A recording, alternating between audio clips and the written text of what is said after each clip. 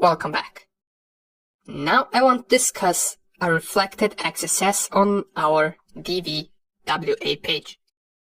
Now, there we have a certain level of security that we can set, and we're going to take a look at how we can bypass the medium security level on this page.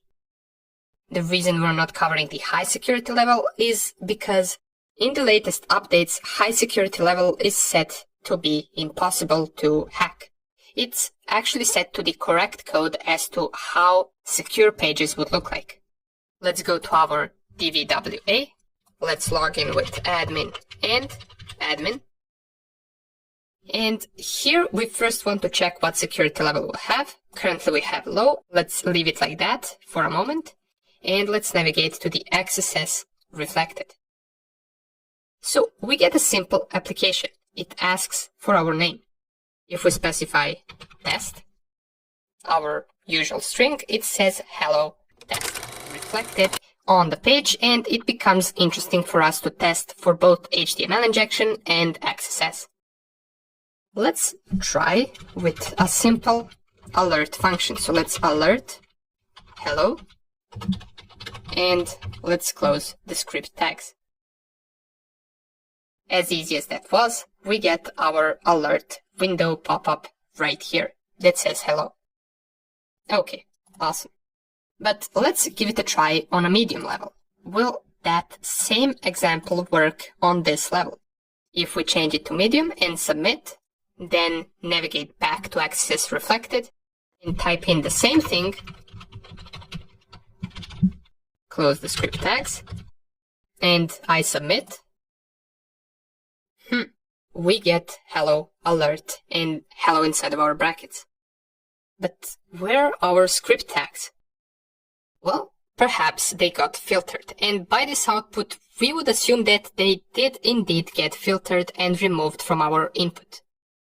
If we want to cheat a little bit, we can take a look at the source code that will tell us exactly what this page is doing in order to filter our input, and for practices that would be a good thing to do. Let's open this PHP code, and if we take a look at right here, here is where filtering happens. We're getting our script tags replaced with nothing. Interesting.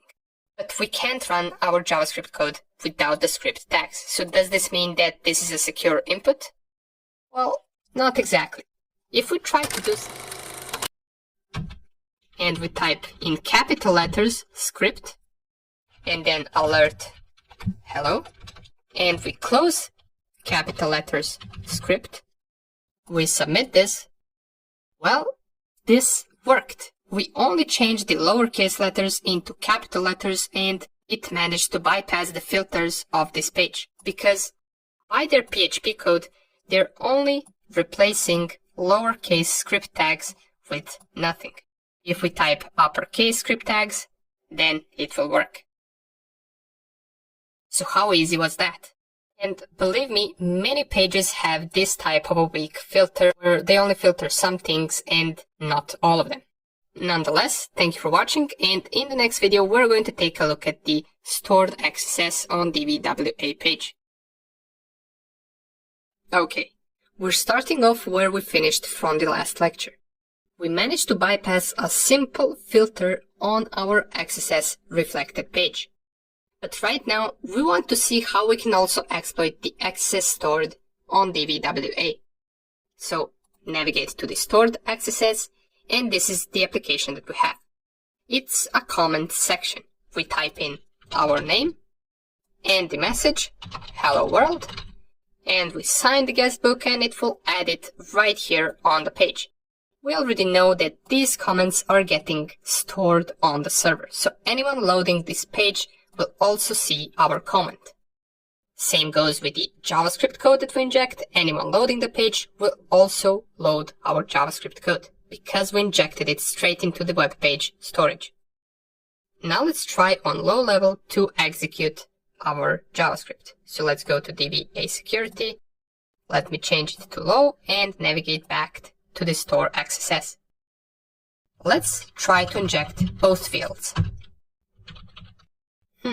If I try to continue to type in the name, allow it. I guess it has some filter of how many characters we can input. So let's just try to go with test right here, and let's inject our JavaScript code or our simple alert function in the message field. If I sign my guestbook, and let me just load this a little bit more so you can see it better. Then I click on sign guestbook.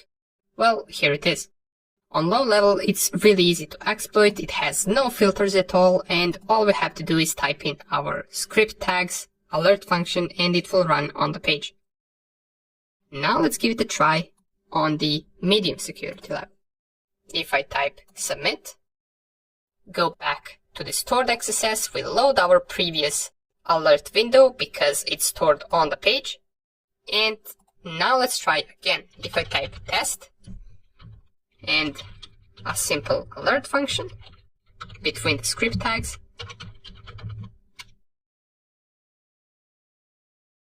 well, the window that we just loaded was from the previous low-level security script.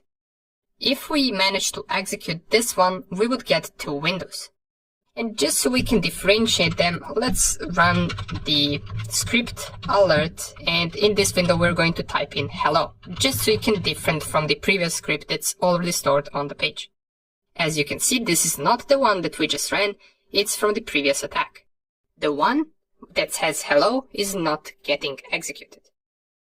Now, if we take a look down here, it appears that our script tags are getting removed, and also we are getting these backslashes before our single quotes.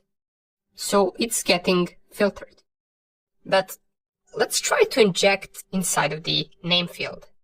If I type here script alert, and we know that we have the character limitation, but let's just leave it like that for a moment and sign the guestbook. Our script tags appear to be filtered as well. So what are we going to do? Well, let's take a look at the source code of this page. Let's see how it performs the filtering. So this is the code of this page, and we have a part of the code that sanitizes the message input and a part of the code for the name input. Now, by looking at the message input code, I can already see that this is getting filtered a whole lot better than the name input.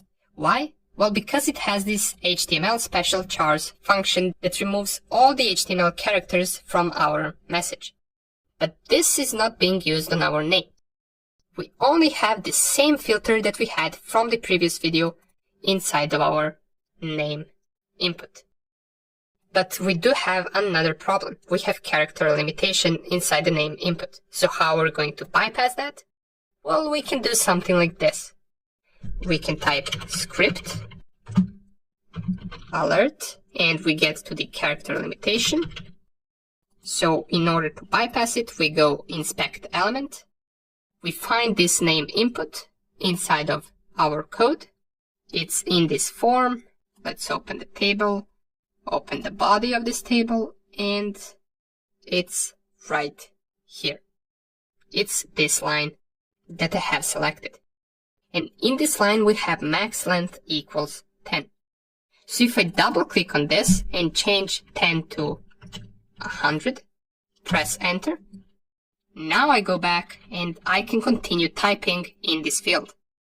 Now I can type the entire script statement. And remember, our script tags are getting filtered, so we're just going to bypass it in the previous lecture by adding capital letter script. And if I click sign guestbook now, we'll load the first alert from the low security level. And it doesn't appear that we loaded the second alert.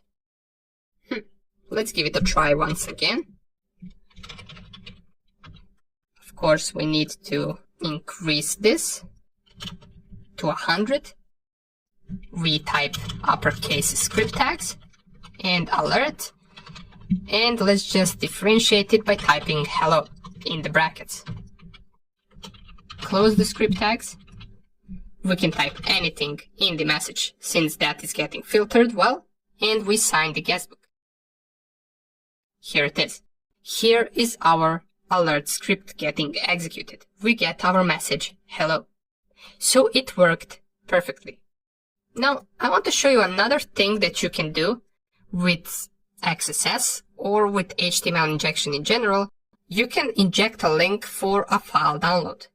For example, for the purposes of this, I'm just going to go back to low so I can inject it in the message field. Go back to stored.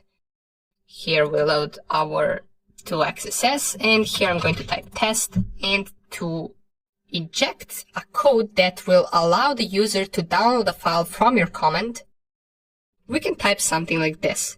Open a tags href equals, and in between the double quotes we specify the link that will lead to the file that we want the users of this page to download. So for the purposes of this, what we can do is we can, for example, go to this PHP info, copy the path to this file. Let's copy it, go back, and paste that path right here between the brackets. So open a tags href equals.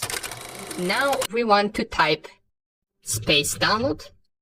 Oops, we also have character limitation right here, so we can bypass it the same way that we did previously by finding that in our HTML code and increasing the max length to 100. Now if I type download till the end, it will work, and I close the tags and type the file name. So the file name could be pretty much anything that we want. We can just call it php info.php. We close the a tags at the end, and we sign the guestbook. Let's click on OK. And here it is. We injected a link for file download. If I click on it, it will ask me whether I want to save this file on my PC. So that is also something that you can do with this vulnerable input. Whether you inject an HTML code that will download a file or JavaScript code that will download a file, it doesn't matter. What matters is that the possibilities with this are limitless, especially when you can inject JavaScript code. Okay, awesome. Now that we covered both reflected and stored XSS on the DVWA, let's take a look at the DOM XSS on our Mutilday page in the next lecture.